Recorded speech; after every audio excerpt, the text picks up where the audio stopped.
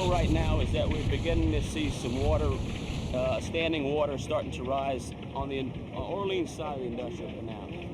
And that tells us that we need to begin to remove people who stayed in the area. And a lot of those people are starting to realize that they may need to get out of the 5th District.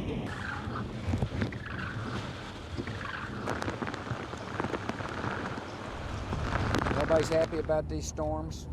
Everybody's praying for everybody's safety.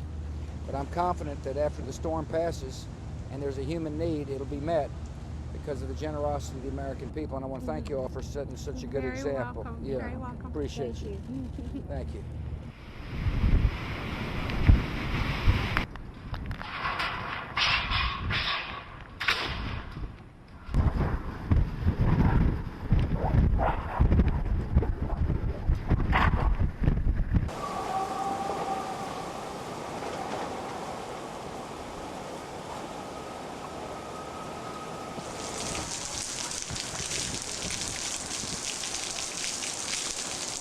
I want to say, look, Audrey B, that's my mom. I'm all right, I'm fine. Stop worrying, please.